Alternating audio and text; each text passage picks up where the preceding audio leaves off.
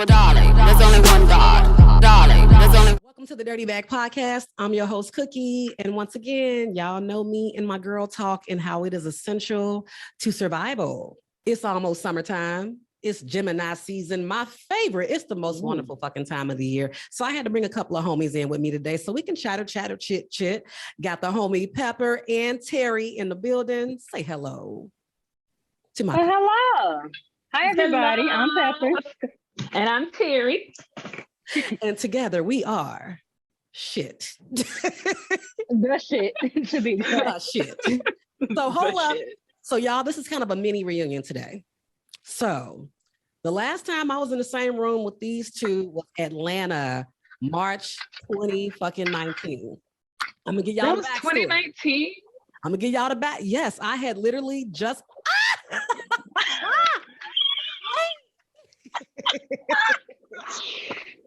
Oh my God! Sunflower was in there. Sunflower was in there. Damn sabbatical. Okay, so here's what happened. So I was freaking 5 kinds of pregnant. I just found out that I was pregnant days before. And nobody knew yet. So we go on this trip to Atlanta. It's Pepper's birthday. And I'm basically like, I ain't told nobody yet. I'm in shock. I'm still trying to figure this shit out. So I'm just going to tell everybody that like, I'm not drinking because I'm on a spiritual journey and I just don't want, you know what I'm saying? I don't.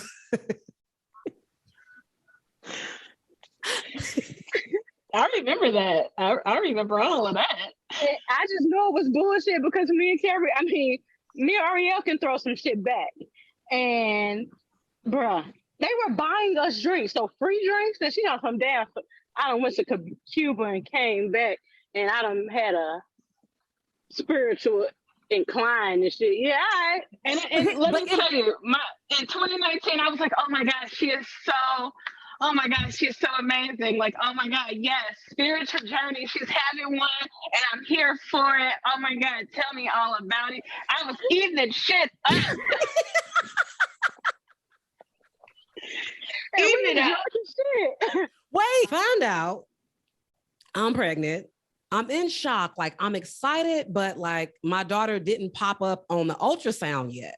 So it was still like, I got to come back and go back to another doctor's appointment because they trying to tell me I might be ectopic.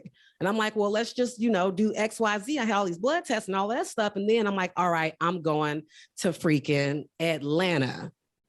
Okay, fine. How am I going to hide this even though, and it ended up being like the best damn weekend. But the strip club was the funny part. Yes. I would never go back to Magic City. No disrespect to the culture and the history that Magic City holds. Blue Flame is where it is. And all that smoke, the food wasn't doing what it was supposed to do. We were doing the heel toe, literally. I stood by the window all night. And this is how I was pregnant. I stood by the damn window at the strip club all night waiting for some food. Waiting on a burger that ended up being nasty as hell. I didn't get the wings. I don't know why I didn't get the wings, but I'm at the window just like hungry as shit. And it took them like 45 minutes because of course they got to service the strippers first. So it was just, man, that was a crazy weekend, but that was the last time we linked up and everybody's life has changed. So what's been going on with y'all since then? I am now on a sabbatical. I feel where you were at then, and no, I am not with a child. I don't know. Actually, it's just been evolving. I've grown a lot mentally. A lot of shit don't bother me no more. We went down there for Meek Mill, let's just be honest, because Meek was in Atlanta, but we were too drunk to go anywhere. Me and Terri weekend started off with liquor. People were buying us liquor that entire weekend. As soon as we got off the plane, we stopped to get something to eat. And we sat at a bar with a bunch of white people. And when I tell you, they was like, oh, ladies want a drink. I'm like, sure. We had a mix of everything. They was just buying us a drink. But since then, let's see, I'm newly single. I was actually with someone at that time. That go. Yeah. Let's see. I've moved. I started another job. Like, yeah, a lot of stuff has happened since 2019. So 2019 why are was you single though? What happened? so I realized that if you don't have children and you're not taking care of somebody else, why can't I be number one? Oh, So, in all seriousness, why can't, if you have no one else that you are responsible for, then why can't your significant other be number one? And I was not number one. And I was second to a best friend, a sister, but you have to understand, we were together for 4 years. Okay, now this wasn't some baby relationship. Like, this wasn't year one. This was year 4, right? So by then, I was living with him at the time, and I still was third on the totem pole, maybe second sometimes. The nail in the coffin was he had taken a week off for his friend's birthday. They were supposed to go out of town. Okay, I'm all about, guys doing what they do best, hang out, right? Okay. They decided not to go anywhere. I was like, oh, okay, so you're gonna be here the week. He's like, yeah, we decided not to go. I had tickets to a comedy show, and I was like, do you want to go with me? He's like, no, because I don't know what my friend's gonna do. And I was like, okay. This was a dude? Yeah. Was he fucking his friend? No. I'm sorry. No. These are questions you gotta ask. No, and it's understandable because when you play the story back, like, it's a question that you'd ask, like, they have been friends for a very long time. That's fine. They've been friends since like elementary school. I understand, it's almost like another sibling to you. But when I come back home and you didn't go anywhere, we ended up not doing anything. Okay. Oh. So, and it wasn't just one comedy show, it was 2 comedy shows after that. I was like, so you just don't want to hang out with me at this point? I don't like it. What the fuck? Like, and then there was like a couple other things in that same round, because one of my love languages is quality time. Yes, ma'am. I'm sorry. So one of my love languages is quality time. And it's not one of those where we always have to be doing something. It's us spending time together. Right. But you don't want to spend any time with me. That's what it feels like. Because every time I ask about doing something, or even the smallest things, like, hey, let's go to the grocery store, it was, no, I don't want to do that. No, I don't want to do that. I was like, okay, I've been with you for 4 years. What are we doing? What are we doing? Where are we going? I can't constantly be at this point with you. I'm always it's like pulling teeth to figure out where we're going, what we're doing. I can't do that anymore. So I got fed up. Pep, what did you do? Because when we in them kind of relationships, there's always that one homegirl that be telling you yay or nay, or be giving you whatever discernment is telling her about the situation. Pep, did you watch this go down for this long? Honestly, yeah, I did. But we all were friends. But first, like, she was our friend first. But I did, towards the end, it was bullshit. He would definitely, even like when it came to important shit, like, everybody else knew about his important shit before she did. So it was like, okay, are you really in this relationship? So he'd be spilling things out to everybody else. Oh, we good. Everything is good. Okay. But it's not really good. So he liked the ideal of being in a relationship, but he wasn't really in the relationship.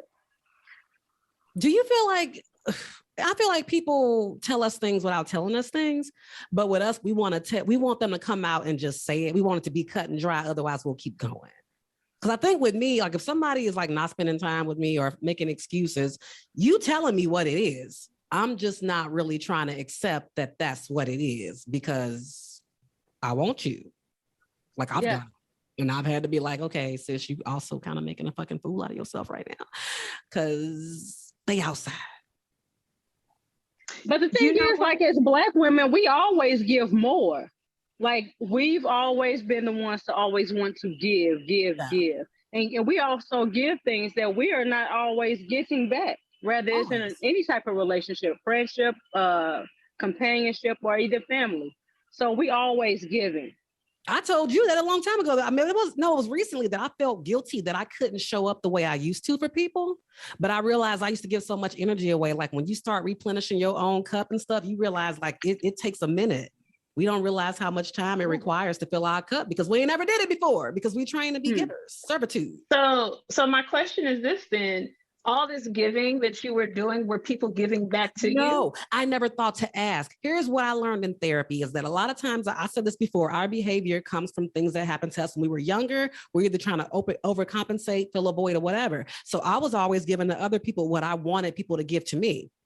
But I also said this like a few weeks ago, like folks don't understand the assignment, but at the same time they should, like people gonna keep taking. So it's your responsibility to set boundaries. The only problem is when you've been this extreme with giving so much, whether it's relationship, platonic, your homegirls, is that there's a shock value, a shock factor that comes into play when you're the opposite. Now folks think you being funny because they used to you being a certain way, but you were that certain way because you wanted to get that also. So it's you being a giver. I mean, but then there's a fine line of, well, you just did it to get this in return. No, I'm a giving person, but I'm also somebody that's been neglected a lot in my life as well. So when you mix that little crock pot of shit together, it's a recipe for a whole lot of exhaustion. I want you to give this to me. I'm giving this to you. I'm not getting this back from you. And now I'm frustrated. Like, I think this is really a season of people gonna do what they do until you put boundaries on that shit. Yeah. And then a lot of relationships aren't even relationships. A lot of people aren't willing to set boundaries, or a lot of people don't know their no's. You get what I'm saying? Like, even with ourselves. Like, no, sometimes we got to say, even though we want to give, sometimes we have to tell ourselves no, because it took so long for us to heal. You get what I'm saying? So I'm not your mother. I'm not your mother. I'm not here to give you things that you should have got from your mama. And that's double-sided on both sides. And I think something that we also don't do is communicate for real. And I don't mean like real communication. I mean, talk about the hard shit too. And that's something that a lot of people don't do. Open lines of communication in every relationship. That means with your girlfriends too. Talk about the shit that hurt. Like, hey, you said this to me and it hurt my feelings. Yes, it hurt my feelings, and you should know about it, because so then that way you can decide whether or not what you did was unintentional or not, or if you did it on purpose. Right. So those things matter. I'm gonna tell y'all something right now. This is me. I hate when people say this is my toxic trait, because it may not be a toxic trait. You just don't know. I cut as much as I love and give, I will cut you off so damn fast. But the only reason is, and I'm not saying this is okay, it's because I'm very communicative and expressive out the gate about what my deal breakers are in my friendship.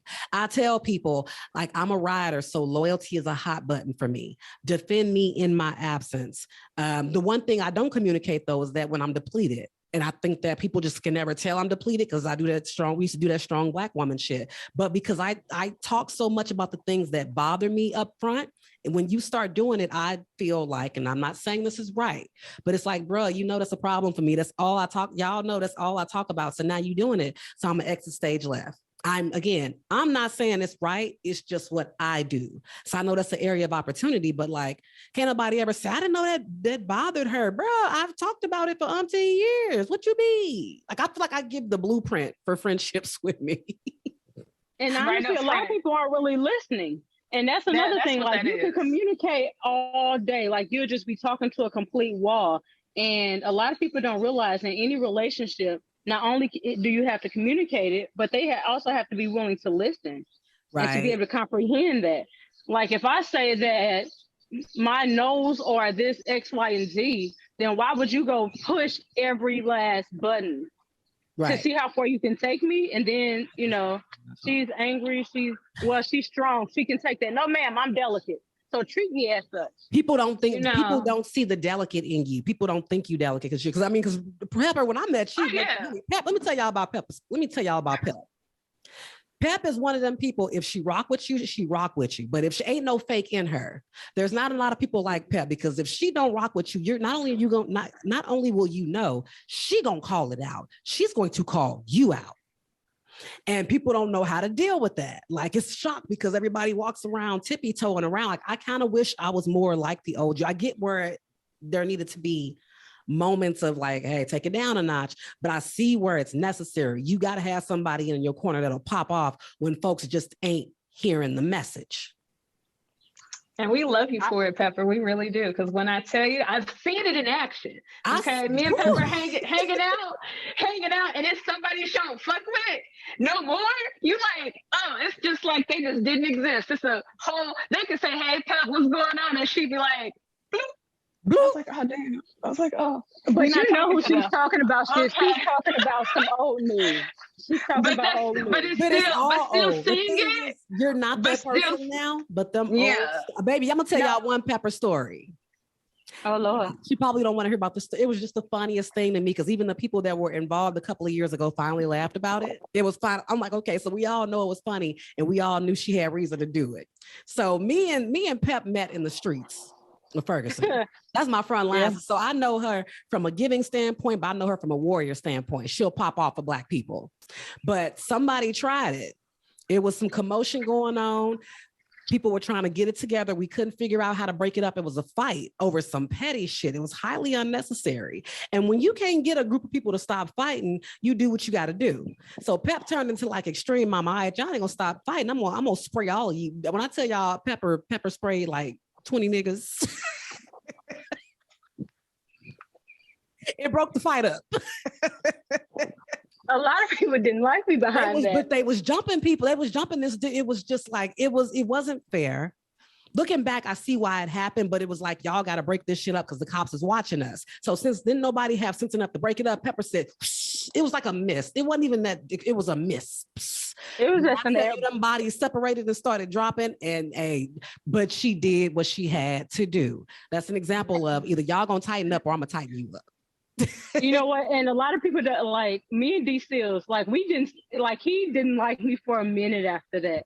And we ended up talking before he passed, like, and he actually invited me to a few things that he had.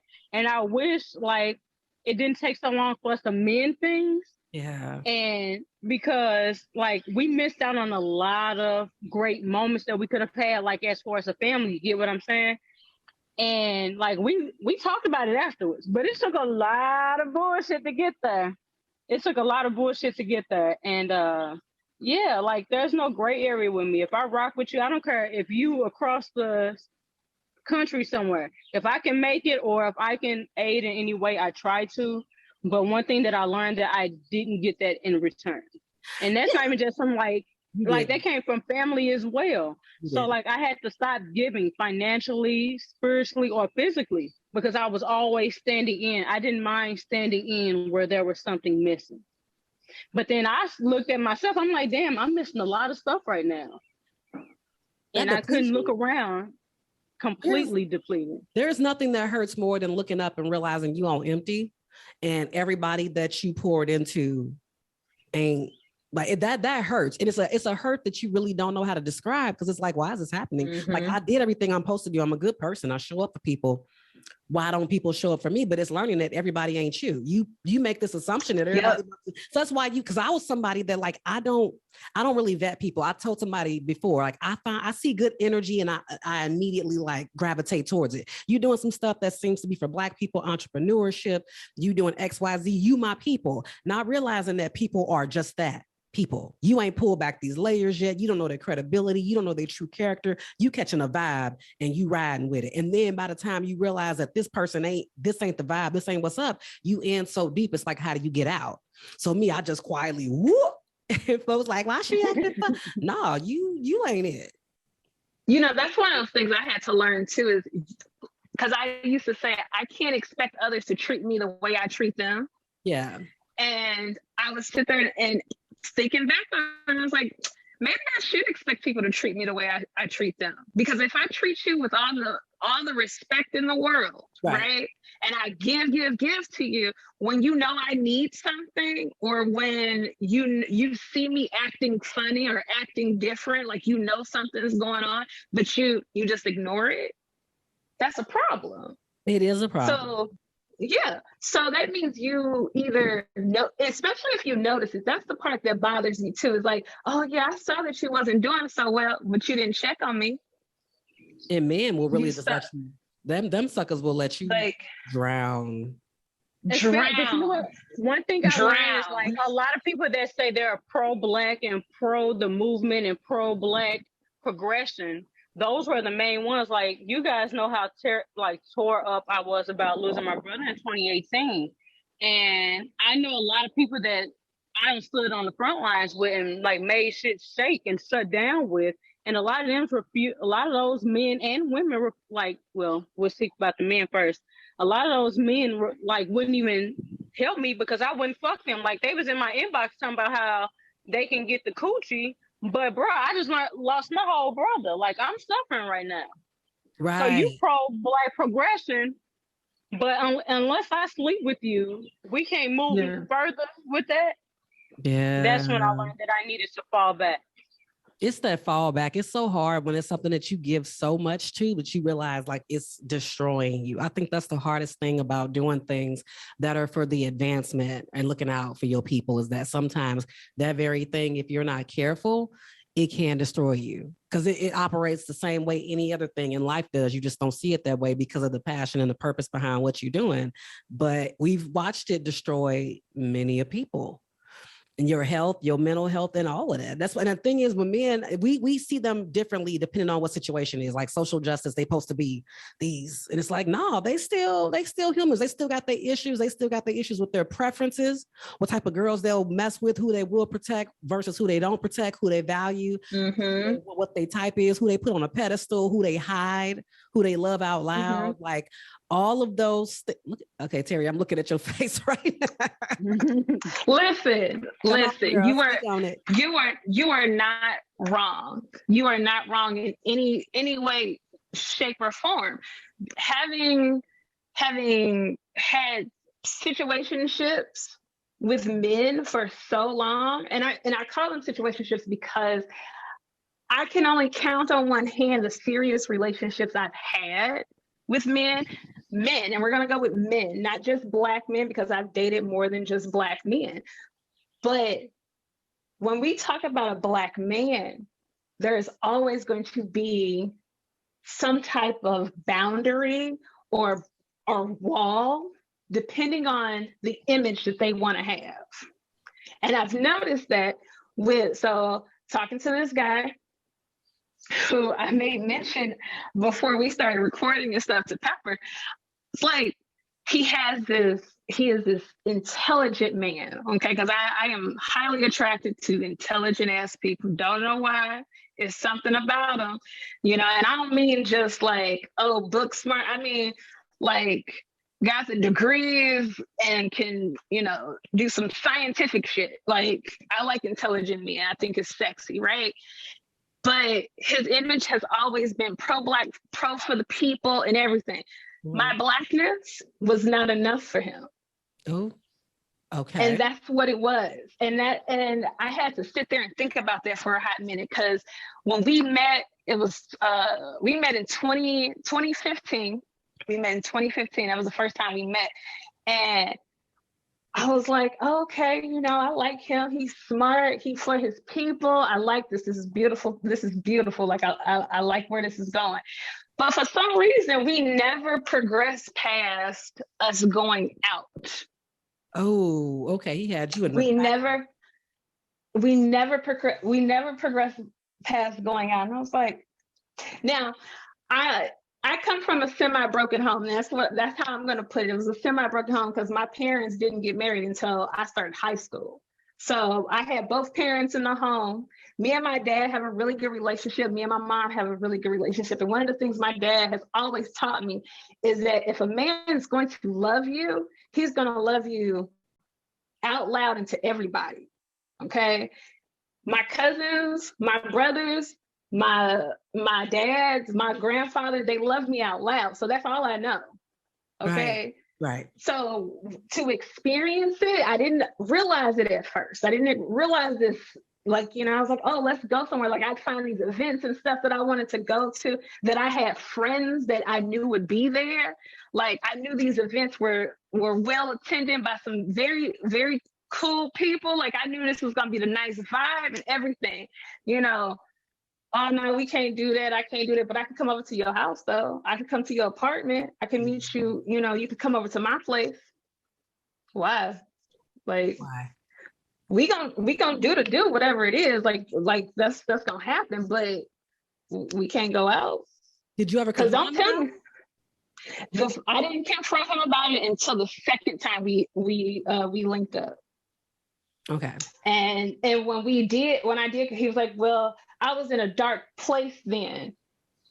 So you in a dark place, so you can only come to my place? Nigga.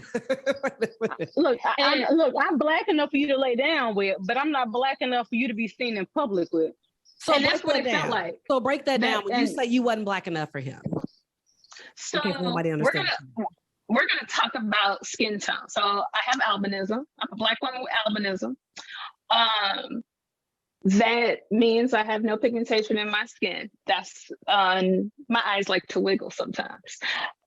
So what that means is that sometimes I don't fit an image that a melanated woman would have, right? Like I have the same features as a black woman. I am a black woman. Like, if I was to have a child, he would be a black man, black woman, right? Right. Except what I look like. I got fair skin. So we're talking about a pro-black individual, right? Can't be walking around with a white woman. Because yes, there is going to be a layer of education that takes place with my partner. Okay, whoever I choose to be with, there's going to have to be a level of education, because what I tell my friends and what my parents and my family has taught me, that we might have to defend you when you're not around. Right. They don't tell me these things, but I know it exists, right? I've been friends with my best friend since we were freshmen in high school. And I know for a fact she has had to defend me to other people.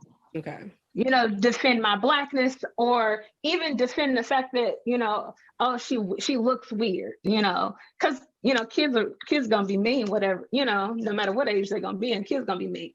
Right. So with that being said, but there's nothing she's never told me she had to do it, but I know she did, because I know how school works, right?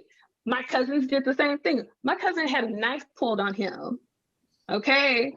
Because yes, and I remember this like it was yesterday.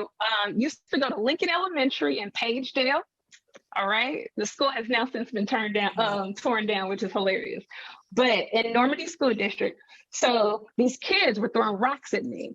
Okay, because all of my cousins and I were in the same school district. Okay. So we used to walk home from school to my grandmother's house. Kids started throwing rocks at me, and my cousins don't play about me. That's one thing I can tell you now. They don't play about me. Yeah, my cousins don't play about me. They never have, right? So this girl pulled a knife out on my cousin, because he was like, "You're not gonna throw rocks at her, and we gonna square up." And it was a whole fiasco. I was in elementary school. Okay, because the girl was defending her little brothers who were throwing rocks at me, and my cousins were like, "No, that's not how this is gonna go." And it's right. 5 of them. Okay, it's 5 of them. And at the time, I think my oldest cousin, was in high school at the time. So all 5 of them, and I'm the little one. So all 5 of them ganged up on this girl and her brothers. I was like, okay. So that's how it goes. And so I've always been protected to a certain extent. So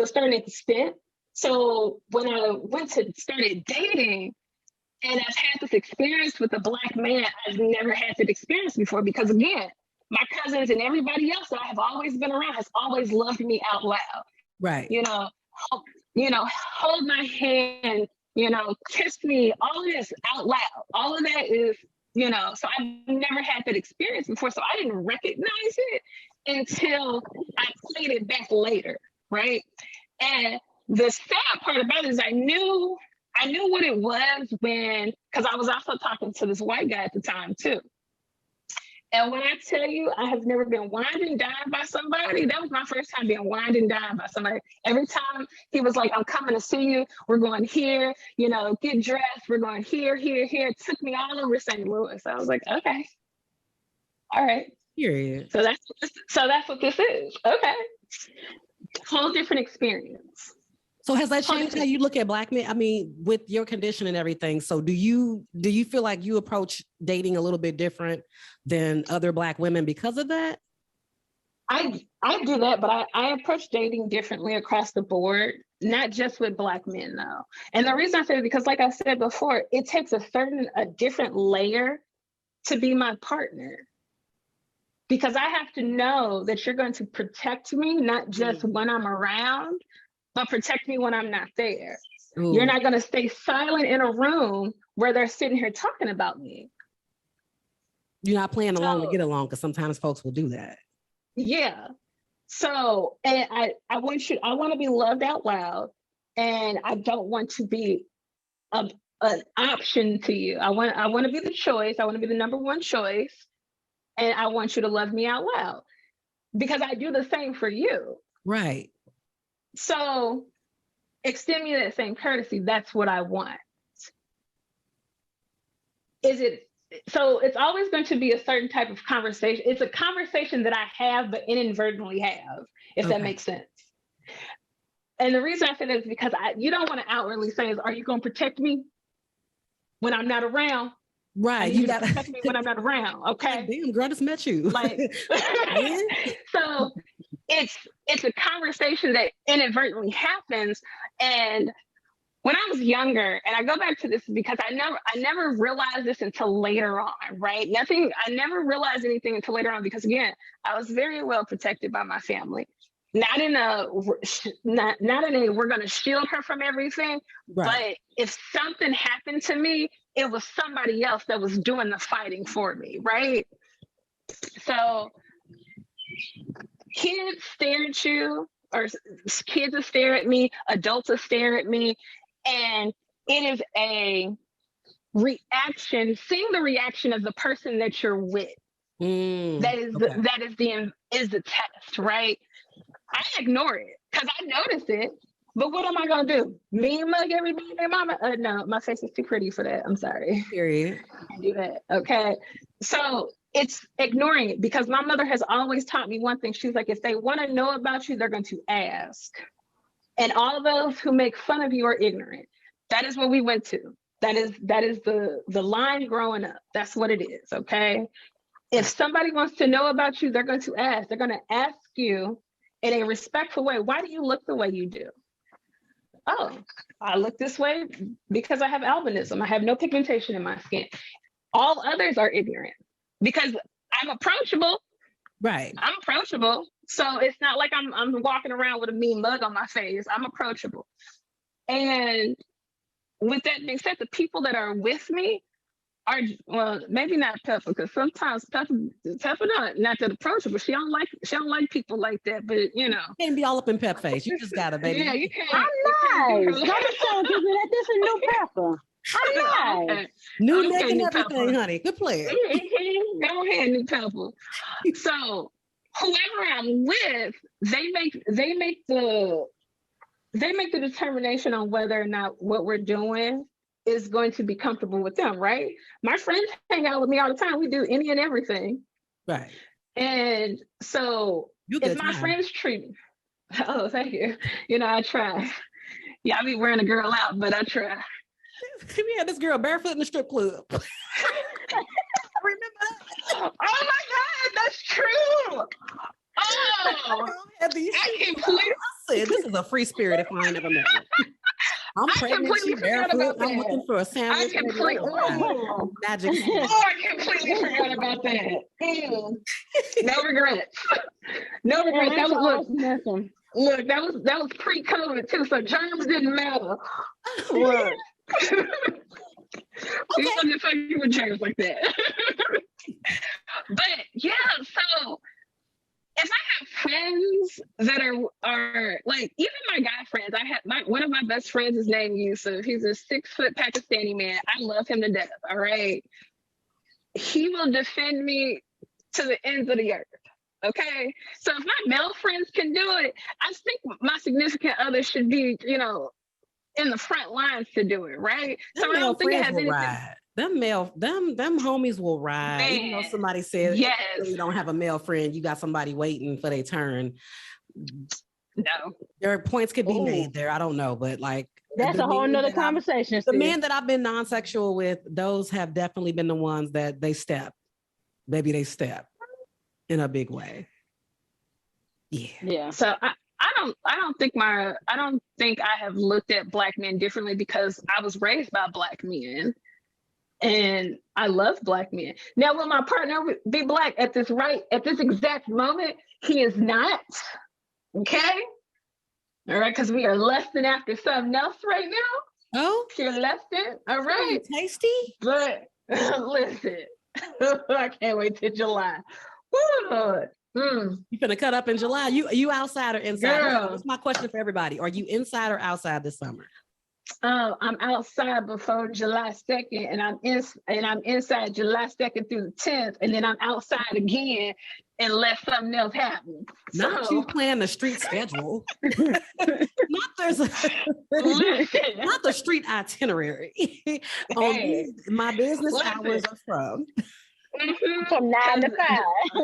Because depending on what happens between the 2nd and 10th of July, who knows? I might be, indoors after that. Doubt it. Oh. But you never know. Yep. And I put nothing past anyone.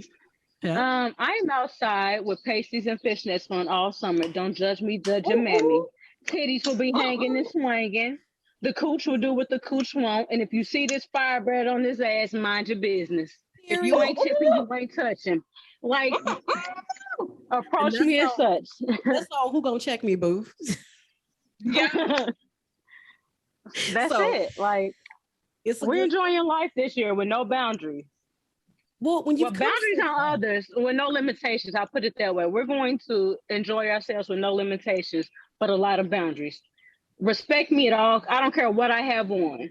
And that goes back to protecting Black women. When we speak about protecting Black women, a lot of times they mean those that are pigmented. And it upset me when Terri sat there and told me about how she was treated as a woman without, like, I never thought of it. You know what I mean? Like, honestly, that conversation never crossed my mind because I have a cousin that's albino. You get what I mean? So, like, we treat him just like the rest of them. We all niggas. You get what I'm saying? Nappy hair and bushy eyebrows. But when we say protecting Black women, what do we mean by that? And what defines our Blackness? Is it or how we can articulate shit, or like what do we mean by respecting and protecting Black women? Because whether I'm outside with pasties and fishnets on, or I'm in a whole suit with a head wrap, you should still be respected regardless. You're a Black woman. Respected regardless. With like a fine print. And it does, and that's not even just. If we're not even talking about skin tone at this point. We're talking about everything. If a man doesn't want to sleep with you, he's not gonna protect you. Okay. If a man doesn't see, any type of good in you, he's not gonna protect you. Which that's not how that works. That is not protect all Black women. We shouldn't have to put an all in there. That all should not exist. Protect Black men. Protect Black women. Point blank. Period. That's all it is. We're standing up for Black men. Like, regardless, no matter what. We don't require nothing. That's what I said. Like, the difference between us and y'all is like, y'all don't have to qualify for our protection. We don't, even sometimes when a situation might be sketchy because you are a part of us, we gonna rock. That's the difference. But when it comes to us, it's, well, hold on, because y'all, like there was a video. Okay, this video just came out of this 23-year-old girl in the gas station that got attacked by this white man. I guess he was getting too close. He was already on a rampage outside, but the video footage in the gas station shows him freaking molly-whopping her. And a black man was kind of coming down the aisle and didn't do nothing. So in the comment section on this gossip blog, dudes started joking around like, no, but y'all independent, right? Like making light of it. And I'm like, first of all, you don't know this particular girl. Why is it when it comes to us, y'all always trying to get cute? If you scared, just say that. If you a coward, just say that. Like, and they wonder why black women have to be so strong and stern all the time. And now, and the thing that upset me, like we seen the black man and the black man that was in that video, but did you notice the child that was in the bag? Not only are you a fucking coward, you're teaching that child that you're with to be a fucking coward. So a lot of people look past that. The one thing that I seen was that little boy playing in the back of that aisle. What are you teaching young men to come? That's why a lot of these little black boys believe it's okay to put their hands on women, or it's okay for us to protect you and take care of you and make sure you got clothes on and you're eating and all this good stuff. But when it comes to protecting us, it's a problem. And then there's limitations to that. I was upset with that black man that was in there. Not like he could have pulled that white man, because if I was out of shot that cracker, let's just say it. Like I would have shot that motherfucker 2 times over. I just sent one for him and then one for his mama. Like, because at what point do we just completely draw the line? Because if we decide that we don't want to protect black men no more, oh baby, all hell will break loose. It's starting though. Pay attention. I brought this up about the young man who got filleted by his white girlfriend. This was the first time black women collectively said, you know what?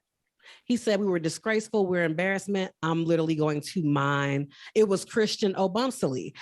We minded our business because the boy talked. So, and he ain't the first one. It's starting to happen to where we've got exhausted. If something happens to y'all, it ain't saying we wish bad on y'all, but our energy is reserved for ourselves and other sisters. We're not playing this game with y'all no more, where we putting ourselves out here. We're putting our bodies on the line and exhausting emotional labor. And y'all give us a high five for that. But when it's our turn, like we literally starting to say, you know what?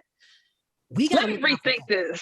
Let me rethink. Let me see your qualifications. Let's do them how they do us. Let me see your qualifications first before I go out here and ride or die for you. What are you bringing to the table? What are you bringing to the table? Because when you look around, it was more black women on the front line than anybody else. We done got tear gas, dragged, and everything else. We done got hit with rubber bullets. But when you looked around, how many black men were there ready and willing to protect the black woman? There was so many online saying, man, y'all crazy or talking down on it. I'm like, cuz you the same one that be in my DM. So I'm good enough for you to flirt with, but I'm out here doing this on your behalf and you ain't got nothing for me. You got all crazy, or you trying to find excuses, or you gonna black on black crime me. So at that point, I think it took years for us to get to this space. This is why so many of us are like, you know what? We're focusing on us now. When we get the overflow, we can revisit this conversation, but so much has been taken from us. This is where we are. It's not because of hatred or lack of love for you, but my God, I gotta love me now, because clearly and they don't like it. Your capacity does not extend this way unless you can get something between my legs. And even then, you might get what's between my legs and you still ain't trying to protect me. You got what you needed. So on that note, I'm and then it's not even worth it. Let's just say a lot of times it's not even worth it. Like, baby, I can't even have an orgasm with you, but all you worried about is you coming. You can't find a clitoris. You can't find a but you find it fault me. Got it. That's the one right there. That's the one right there. That make me come. Like, let's go. Like, you treat it not like all Waldo. black men. You treat it's like not Waldo. Hello, and it's not even all black men, because you know I love a black man. I cannot see myself with anybody else other than a black man. However, never.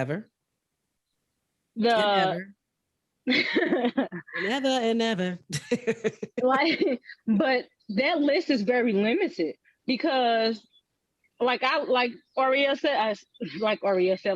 said, like, I'm a sapiosexual. Challenge my mind, but don't challenge me physically. Every time you want to see how much I can take, but you're not willing to challenge me mentally. Well, not when I'm not mentally, because if you can't teach me anything, or you're not willing to stand there the way I'm willing to stand in the truth for you, then what are you here for? Or you don't look this way. Yeah. You too dark skinned, you too light skinned, you too big, you too small. But at the end of the day, I'm still a black woman, and it's okay for you to lay in my bed with me. At this point, the Rose, the best man I've had. I haven't got one yet. I feel like I need me, because you know what? I've been celibate like all 2022. I think the last time I did anything was September. I didn't shut her down. And the thing is, I have no desire to give her out right now. Like I had my summer 2021. I was getting acclimated to Dallas. You know, I said this repeatedly. I had a little fun, but real quick, it was like, yeah. So I've really been shutting it down. I noticed that when you shut it down, you know, I'm no stranger to celibacy. My longest bid was 4 years, many years ago. I can do it. When you take that time, you'd be like, you know what? I ain't missing nothing. You not. I ain't missing nothing, but I'm scared of that rose. I don't want my little thing hanging out like a roast beef sandwich either. So I'm a little scared of that rose. I hadn't heard about I'm just gonna take my time, but we can do this. We can do the rose and all of this all day. I'm excited that everybody's kind of in different chapters now. And it feels like this season is called Onward and Upward. Yeah. Onward and upward. I like it. I like that. I like Onward it. and upward. So I always ask everybody this at the end. If you want people to find you on social media, where do they find you? Or you can say, just love this episode and see my beautiful face on YouTube, whichever route you want to go, ladies. I was gonna say, you can find me on Instagram, T Berry Louise. That's my Instagram. You can, follow me. I'm on TikTok too. Like I said, I got one video that got 200 likes. I was feeling myself on that one too. I was like, oh, look at that, 200 people like me dyeing my hair. Oh, I'm popular. Same on TikTok too. T Berry Louise. T Berry Louise. Pep. Mm-hmm. Don't look for me. I'm really not as pleasant as the rest of these ladies. However, if you would like to find me, you can find me on the Dirty Bag Podcast. Hey, that's it. Don't look for me. I don't like to be found. We are on YouTube, guys. If you have not subscribed yet, please get on there. So I'm going to thank the ladies for coming on today. Nice reminder, folks. We are still in a pandemic-ish. Where applicable, wear your mask. Wash your hands, socially distance. And when you get a free moment, please remember to clean out your dirty bag. Till next time. Well, darling, there's only one God. Darling.